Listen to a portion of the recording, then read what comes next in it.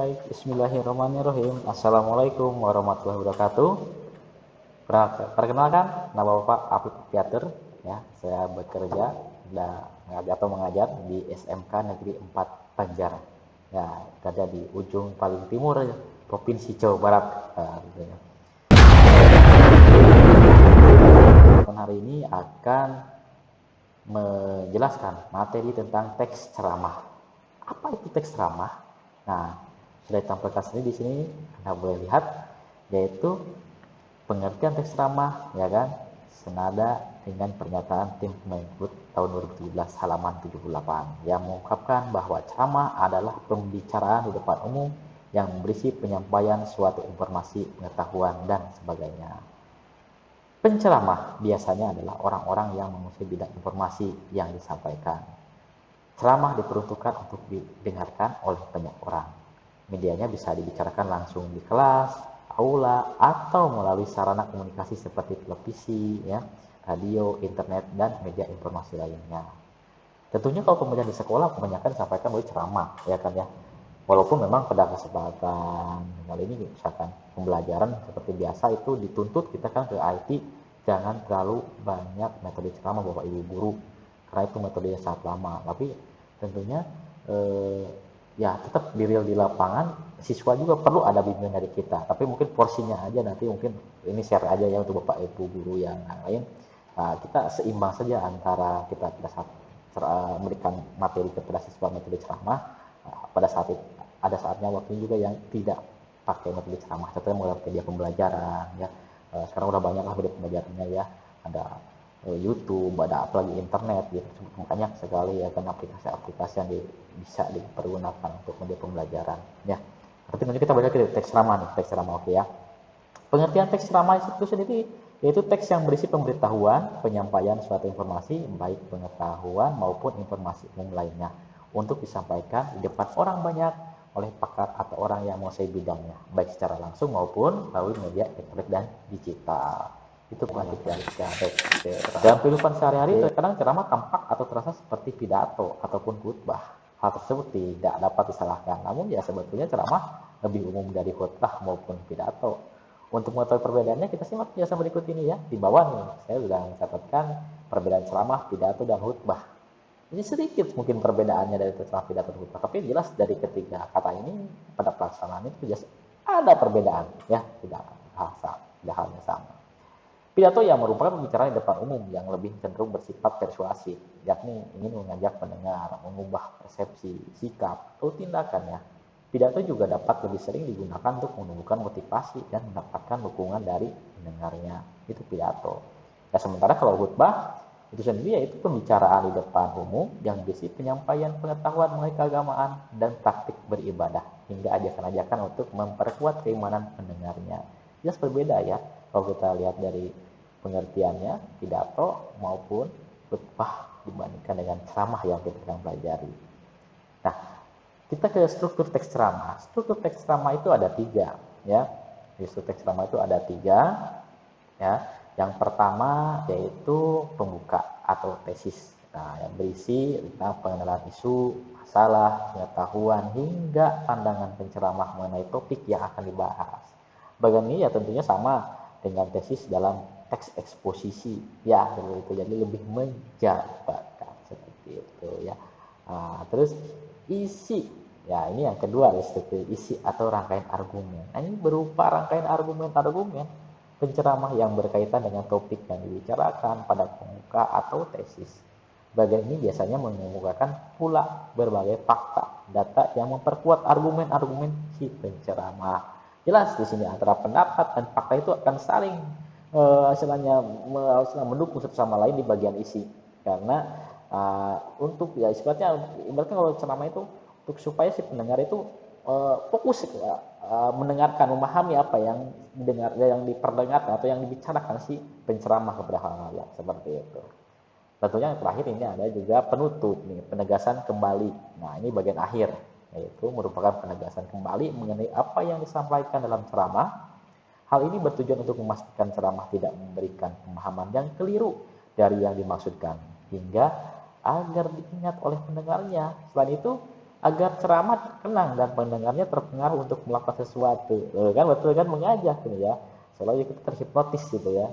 Nah, bagian ini juga biasanya ya diisi oleh rekomendasi atau saran mengenai topik yang disampaikan. Jelas inti dari ceramah yang disampaikan itu harus ada di bagian penutup.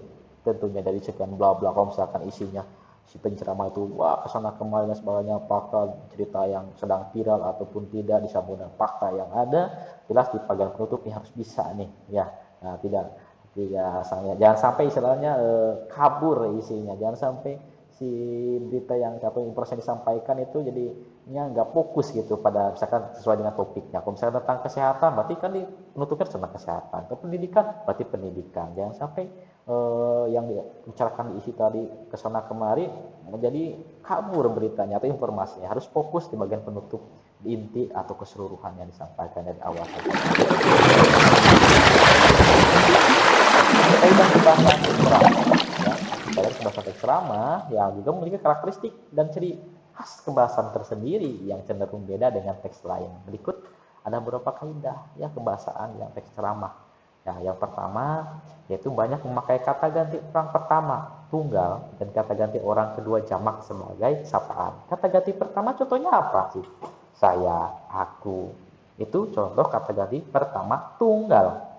Kalau kami, ya, itu kata ganti pertama jamak, banyak gitu ya, pertemakan kelompok. Nah, sementara kata kedua jamak yaitu kata anak-anak, hadirin, bapak-bapak, ibu-ibu, kalian, saudara-saudara. Nah, itu adalah kata kedua jamak. Yang kedua yaitu banyak menggunakan kata teknis atau peristilahan yang sesuai dengan topik yang dibahas ya. Misalnya ketika topik yang dibahas adalah kebahasaan atau sastra, istilah-istilah yang muncul meliputi ya prosa, puisi, etika, berbahasa, sarkasme, majas, santun berbahasa, apa lain sebagainya, pokoknya yang berkaitan dengan kedunia sastraan ya, seperti itu. Seperti tadi saya katakan, kalau topiknya tentang kesehatan berarti banyak berbicara tentang kesehatan, kalau tentang pendidikan berarti pendidikan ya, kalau misalkan tentang apa lagi pergaulan ya remaja berarti banyak bicara tentang dunia remaja ya, seperti itu harus sesuai ya kan.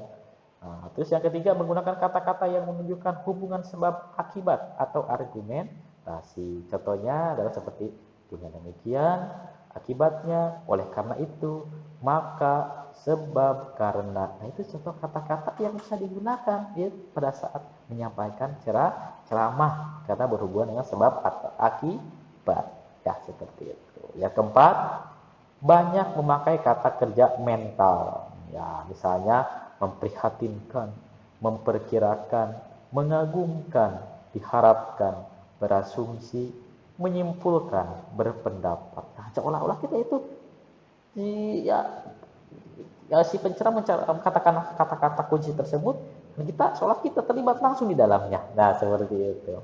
Harus tahu pada saat pengucapannya pun si pencerah harus pandai-pandai nih ya, menaikkan intonasi naik turunnya juga pada saat penceramah juga ya, tidak datar atau tidak terlalu tinggi, tapi sesuai dengan yang dibutuhkan pada saat ceramah tersebut. Lihat situasi kondisinya saja ya, sesuai situasi kondisi di sana saat ceramah. Yang kelima, menggunakan kata-kata persuasif. Nah, persuasif mengajak. Ya, diharapkan, sebaiknya, hendaklah, perlu, harus, atau kata marilah. Nah, kata marilah juga sama, itu kata kuncinya untuk kata-kata persuasif, yaitu mengajak sifatnya. Biasanya ini muncul kata-kata tersebut di bagian akhir atau di bagian Langkah penutup. Ya, itu menulis kata-kata persuasif ceramah. Inilah kalau kamu teks ceramah menurut tim Kemendikbud tahun 2017 halaman 96. Yaitu yang pertama yaitu menentukan topik, yang kedua merumuskan tujuan ceramah, ketiga menyusun kerangka ceramah. Yang pertama dulu kita bahas, menentukan topik tentunya menjadi hal pertama yang harus ditentukan. Tentunya terkadang topik ceramah juga dapat dipaparkan atau didapatkan ya dengan tidak sengaja, misalnya saat kita membaca teks berita dan mendapatkan kabar yang sedang hangat dibicarakan. Namun topik tersebut harus tetap ditentukan dan diolah melalui langkah selanjutnya.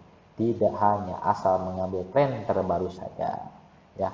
Topik yang diambil dapat meliputi keterampilan, keahlian, pengalaman pribadi, hobi, pelajaran, pendapat pribadi, minat, hal layak, biografi, tokoh terkenal, dan sebagainya.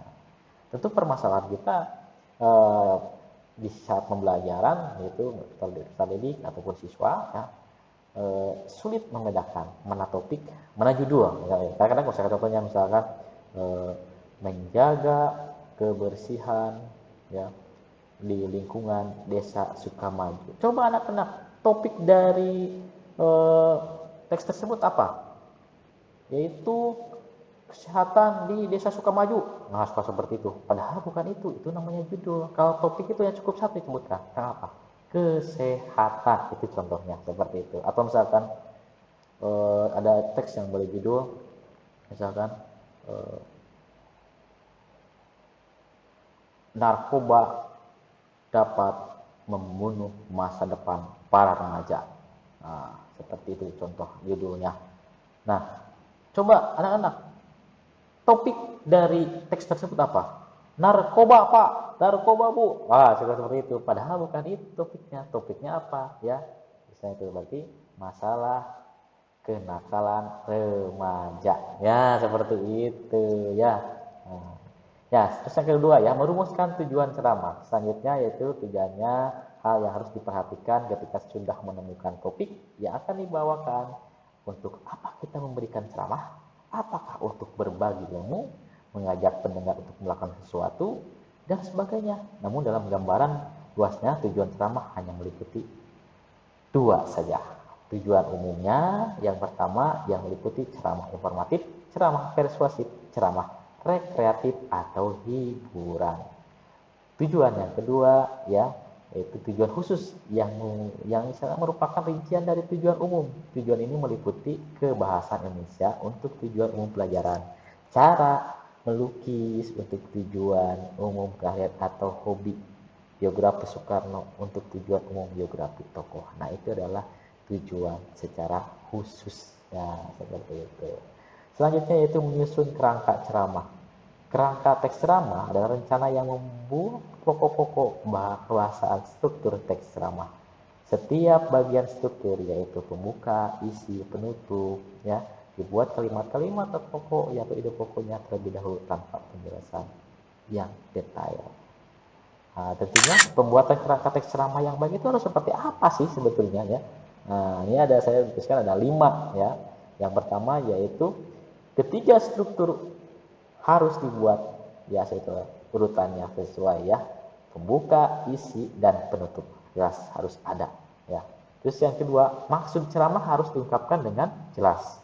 Ketiga, pastikan setiap bagian kerangka harus memiliki satu gagasan pokok awal, jangan sampai bermakna ganda yang sifatnya nanti membingungkan si pembaca ataupun ya betul seperti itu, harus fokus pada satu gagasan pokok.